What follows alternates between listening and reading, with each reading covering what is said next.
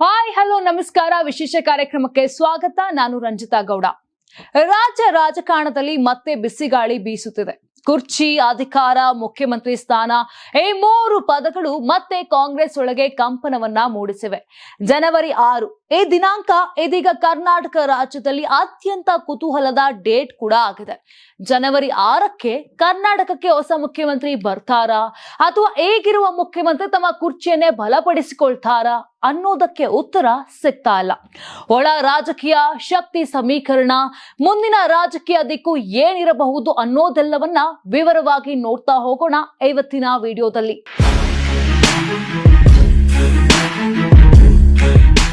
ಕುರ್ಚಿ ಕಚ್ಚಾಟ, ಆಂತರಿಕ ಸಂಘರ್ಷ, ಡೆಡ್ ಲೈನ್ ರಾಜಕೀಯ ಮತ್ತು ಅಹಿಂದ ಲೆಕ್ಕಾಚಾರ.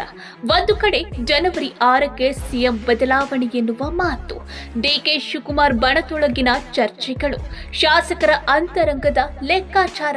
ಇನ್ನೊಂದು ಕಡೆ ಸಿಎಂ ಸಿದ್ದರಾಮಯ್ಯ ಅವರ ರಾಜಕೀಯ ಕೌಂಟರ್, ಅಹಿಂದ ಕಾರ್ಡ್, ಹೈಕಮಾಂಡ್ ಬೆಂಬಲದ ಸಂದೇಶ. ಹಾಗಾದ್ರೆ ಜನವರಿ 6ಕ್ಕೆ ಏನಾಗಲಿದೆ? ಡಿಕೆಶಿ ಬಣದ ಡೆಡ್ ಲೈನ್ ಎಷ್ಟು ಗಂಭೀರ? ಸಿದ್ದರಾಮಯ್ಯ ನೀಡಿದ ಕೌಂಟರ್ ಏನು ಅನ್ನೋದರ ಬಗ್ಗೆ ನೋಡ್ತಾ ಹೋಗೋಣ. ರಾಜ್ಯ ರಾಜಕಾರಣದಲ್ಲಿದೀಗ ಒಂದು ಪ್ರಶ್ನೆ ಮಾತ್ರ ಗದ್ದಲ ಎಬ್ಬಿಸಿದೆ.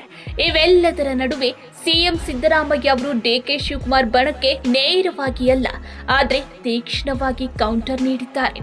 ಇದು ಕೇವಲ ಹೇಳಿಕೆಯಲ್ಲ, ಇದು ರಾಜಕೀಯ ತಂತ್ರದ ಸ್ಪಷ್ಟ ಸಂದೇಶ. ರಾಜ್ಯದಲ್ಲಿ ಕಾಂಗ್ರೆಸ್ ಅಧಿಕಾರಕ್ಕೆ ಬಂದು 1 ವರ್ಷ ಕಳೆದಿದೆ, ಆದ್ರೆ ಸಿಎಂ ಸ್ಥಾನ ಕುರಿತು ಚರ್ಚೆ ಮಾತ್ರ ಒಂದು ದಿನವೂ ನಿಂತಿಲ್ಲ. ಇದಕ್ಕೂ ಮೊದಲು ಹಿನ್ನೆಲೆಗೆ ಹೋಗೋಣ. ಹಿನ್ನೆಲೆ ಬಗ್ಗೆ ನೋಡ್ತಾ ಹೋಗೋದಾದ್ರೆ 2023ರ ವಿಧಾನಸಭಾ ಚುನಾವಣೆ ಬಳಿಕ ಕಾಂಗ್ರೆಸ್ ಅಧಿಕಾರಕ್ಕೆ ಬಂತು. ಆದ್ರೆ ಫಲಿತಾಂಶ ಘೋಷಣೆಯಾದ ದಿನದಿಂದಲೇ ಒಂದು ಪ್ರಶ್ನೆ ಅಂದ್ರೆ ಅದು ಸಿಎಂ ಯಾರು ಅನ್ನೋದು.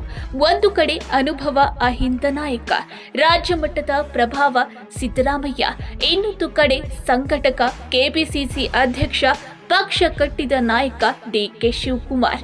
ಅಂತಿಮವಾಗಿ ಹೈಕಮಾಂಡ್ ತೀರ್ಮಾನ. ಸಿದ್ದರಾಮಯ್ಯ ಸಿಎಂ ಆದ್ರೆ ಡಿಕೆಶಿ ಡಿಸಿಎಂ ಜೊತೆಗೆ ಪವರ್ಫುಲ್ ಖಾತೆಗಳು. ಆದ್ರೆ ಈ ವ್ಯವಸ್ಥೆ ಮೊದಲ ದಿನದಿಂದಲೇ ಶಾಶ್ವತವಲ್ಲ ಎಂಬ ಗುಸುಗುಸು ಇತ್ತು. 2.5 ವರ್ಷ ಸೂತ್ರ ಎನ್ನುವ ಮಾತು ಚುನಾವಣೆಗೂ ಮೊದಲು ಕೇಳ್ಬಂದಿತ್ತು. ಆದ್ರೆ ಸರ್ಕಾರ ರಚನೆಯಾದ ಬಳಿಕ ಈ ಸೂತ್ರಕ್ಕೆ ಅಧಿಕೃತ ಮುದ್ರೆ ಬೀಳಲೇ ಇಲ್ಲ.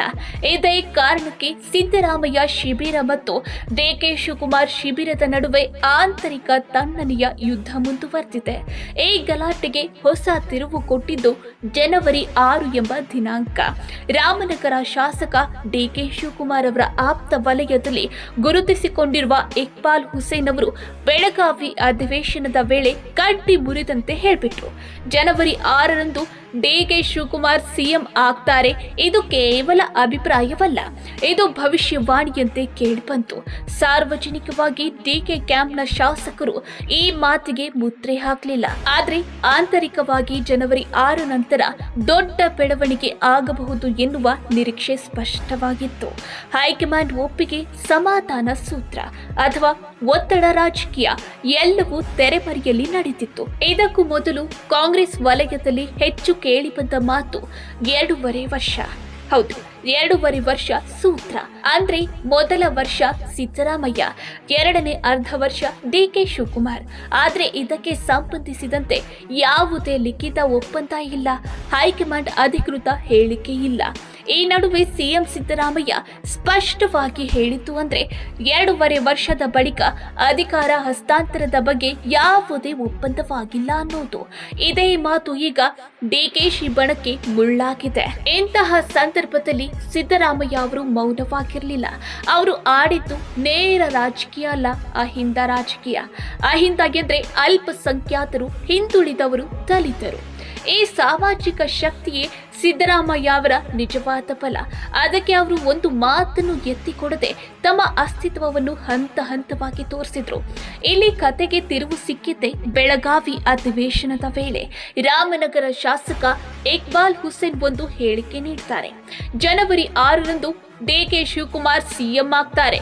ಈ ಮಾತು ಕೇವಲ ಸಾಮಾನ್ಯ ಹೇಳಿಕೆ ಆಗಿರಲಿಲ್ಲ.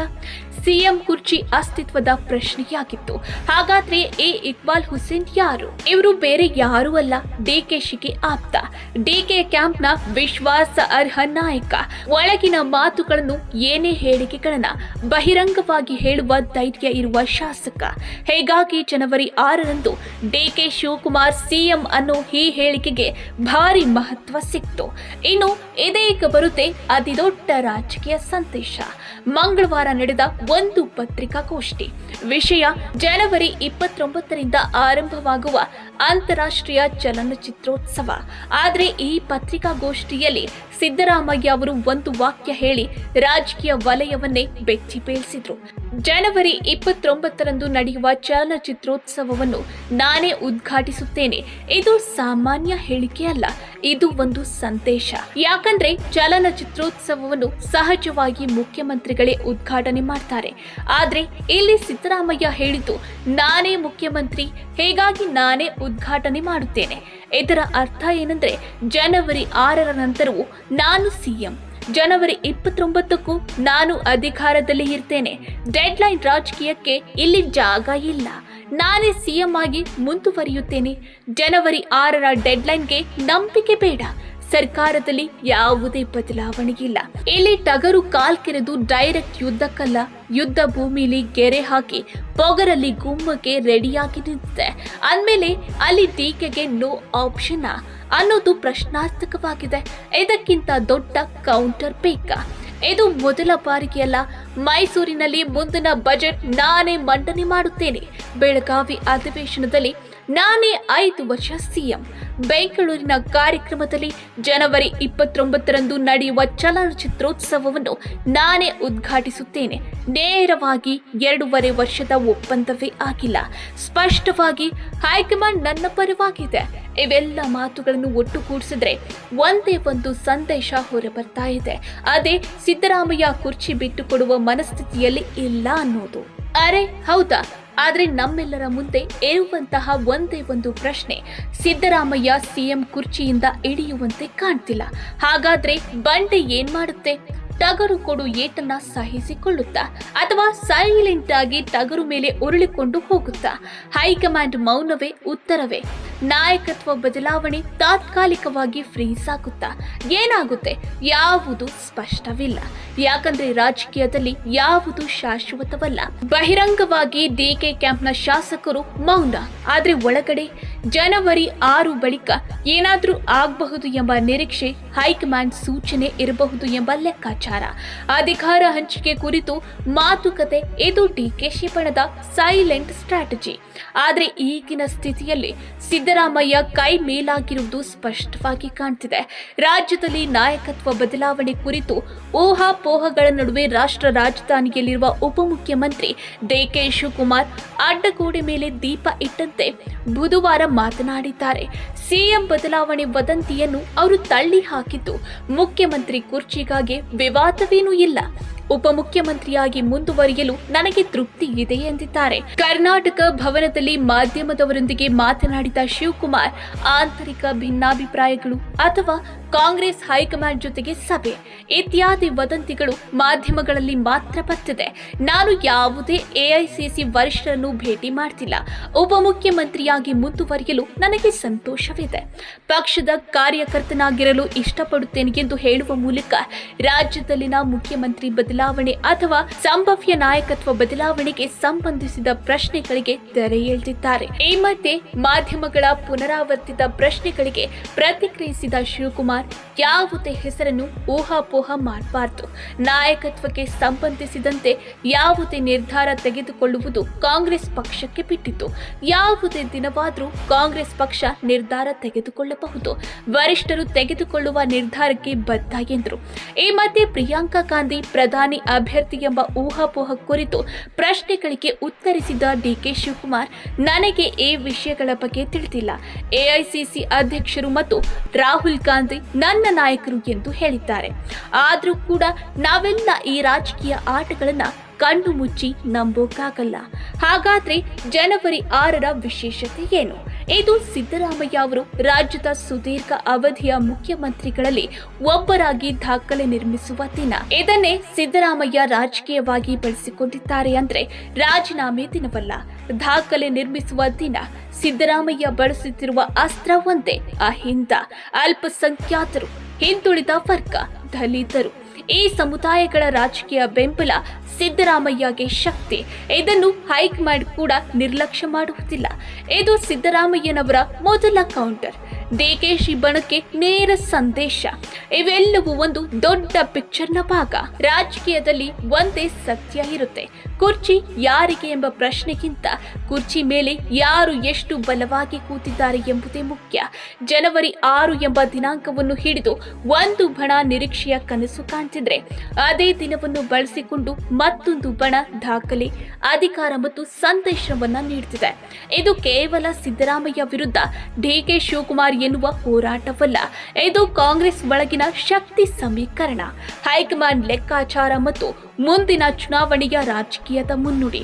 ಒಂದು ಕಡೆ ಅನುಭವ, ಅಹಿಂದ, ಆಡಳಿತದ ಹಿಡಿತ, ಇನ್ನೊಂದು ಕಡೆ ಸಂಘಟನೆ, ಭವಿಷ್ಯದ ನಾಯಕತ್ವ, ತಾಳ್ಮೆಯ ನಿರೀಕ್ಷೆ. ಹಾಗಾದ್ರೆ ಅಂತಿಮ ಪ್ರಶ್ನೆ, ಜನವರಿ 6ಕ್ಕೆ ಸಿಎಂ ಬದಲಾವಣೆ ಆಗುತ್ತಾ?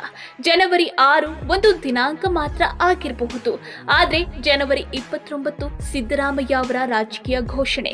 ಕುರ್ಚಿ ಕಚ್ಚಾಟದ ನಡುವೆ ಅವರು ಆಡಿರುವುದು ಅನುಭವದ ಆಟ. ಮುಂದಿನ ದಿನಗಳಲ್ಲಿ ಈ ಹೋರಾಟ ಯಾವ ತಿರುವು ಪಡೆಯುತ್ತೆ ಅದು ರಾಜಕೀಯವೇ ಹೇಳಬೇಕು.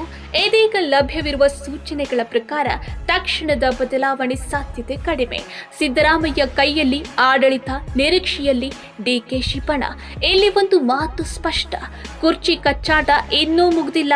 ರಾಜಕೀಯದಲ್ಲಿ ಮಾತಿಗಿಂತ ಸಂದೇಶ ಮುಖ್ಯ, ಸಂದೇಶಕ್ಕಿಂತ ಸಮಯ ಮುಖ್ಯ. ಜನವರಿ 6, 29 ಈ ದಿನಾಂಕಗಳು ಮುಂದಿನ ರಾಜಕೀಯದ ದಿಕ್ಕು ತೋರಿಸುತ್ತವೆ. ಇವೆರಡರ ಮಧ್ಯೆ ಕರ್ನಾಟಕ ರಾಜಕೀಯ ಇಂದು ಉಸಿರನ್ನ ಬಿಗಿ ಹಿಡಿದುಕೊಂಡಿದೆ. ಜನವರಿ 6 ಹೋದರೆ ಕತೆ ಮುಗಿಯುವುದಿಲ್ಲ. ಜನವರಿ 29 ಬಂದರೆ ಪಿಕ್ಚರ್ ಕ್ಲಿಯರ್ ಆಗುವುದಿಲ್ಲ. ಯಾಕಂದ್ರೆ ರಾಜಕೀಯದಲ್ಲಿ ಒಂದು ದಿನ ಮಾತ್ರ ಮಹತ್ವದಲ್ಲಿಲ್ಲ, ಸಮಯವೇ ಅಂತಿಮ ತೀರ್ಪು ಕೊಡುತ್ತದೆ. ಇಂದಿನ ಸ್ಥಿತಿಯಲ್ಲಿ ಒಂದು ಮಾತು ಮಾತ್ರ ಸ್ಪಷ್ಟ, ಸರ್ಕಾರ ಇದೆ, ಮುಖ್ಯಮಂತ್ರಿ ಇದ್ದಾರೆ, ಆದ್ರೆ ಕುರ್ಚಿಯ ಸುತ್ತ ರಾಜಕೀಯ ಇನ್ನೂ ಬಿಸಿ. ಹೀಗಾಗಿ ಪ್ರಶ್ನೆ ಒಂದೇ ಇದೆ, ವಿರಾಮವೋ ಅಥವಾ ಮುಂದಿನ ದೊಡ್ಡ ತಿರುವಿನ ಮುನ್ನುಡಿಯೋ ಗೊತ್ತಿಲ್ಲ. ಸದ್ಯಕ್ಕೆ ಕರ್ನಾಟಕ ರಾಜಕೀಯವನ್ನೇ ಗಮನಿಸಲೇಬೇಕು, ಉತ್ತರಕ್ಕಾಗಿ ಕಾಯಲೇಬೇಕು. ನೀವೇನಂತೀರಾ? ಕಮೆಂಟ್ ಮಾಡಿ.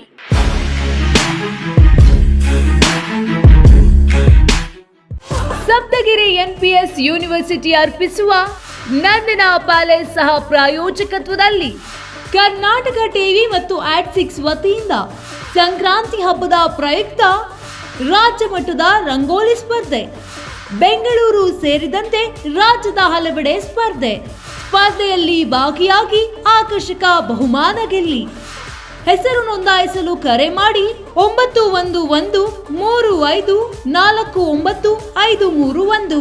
ತಾಲೂಕು, ಜಿಲ್ಲಾ ಮಟ್ಟ ಹಾಗೂ ಬೆಂಗಳೂರಿನಲ್ಲಿ ಏರಿಯಾವಾರು ಸಂಕ್ರಾಂತಿ ರಂಗೋಲಿ ಸ್ಪರ್ಧೆ. ಅರ್ಹತಾ ಸುತ್ತಿನಿಂದ ಗ್ರ್ಯಾಂಡ್ ಫಿನಾಲೆ ತನಕ ಪ್ರತಿ ಹಂತದಲ್ಲೂ ನಗದು ಬಹುಮಾನ. ಅರ್ಹತಾ ಸುತ್ತಿನ ಮೊದಲ ಬಹುಮಾನ 5,000 ರೂಪಾಯಿ. ಅರ್ಹತಾ ಸುತ್ತಿನ ದ್ವಿತೀಯ ಬಹುಮಾನ 3,000 ರೂಪಾಯಿ. ಅರ್ಹತಾ ಸುತ್ತಿನ ತೃತೀಯ ಬಹುಮಾನ 2,000 ರೂಪಾಯಿ. ಫಿನಾಲೆಯ ಮೊದಲ ಬಹುಮಾನ 30,000 ರೂಪಾಯಿ. ಫಿನಾಲೆಯ ದ್ವಿತೀಯ ಬಹುಮಾನ 20,000 ರೂಪಾಯಿ. ಫಿನಾಲೆಯ ತೃತೀಯ ಬಹುಮಾನ 10,000 ರೂಪಾಯಿ. ಒಟ್ಟಾರೆ 5 ಲಕ್ಷ ನಗದು ಬಹುಮಾನ ವಿತರಣೆ.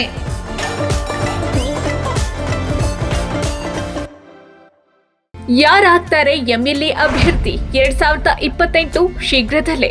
ಪ್ರತಿದಿನ ಒಂದೊಂದು ಕ್ಷೇತ್ರದ ಟಿಕೆಟ್ ಆಕಾಂಕ್ಷಿಗಳ ಸಂಪೂರ್ಣ ಮಾಹಿತಿ ಪೊಲಿಟಿಕಲ್ ಜರ್ನಲಿಸ್ಟ್ ಕೆಎಂ ಶಿವಕುಮಾರ್ ಅವರಿಂದ.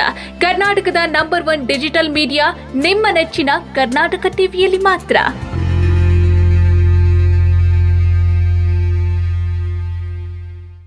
ನೀವು ಸಣ್ಣ ಆಗ್ಬೇಕಲ್ವಾ? ಅದು ಒಂದು ಉತ್ತಮ ಆಹಾರದಿಂದ ಸಣ್ಣ ಆಗ್ಬೇಕಲ್ವಾ? ಪ್ರತಿದಿನ ನಮ್ಮ ಜೀನಿ ಸ್ಲಿಮ್ ನ ಯೂಸ್ ಮಾಡಿ ಯಾವುದೇ ಸೈಡ್ ಎಫೆಕ್ಟ್ ಇಲ್ದಂಗೆ ನೀವು ಸಣ್ಣ ಆಗ್ತೀರಾ.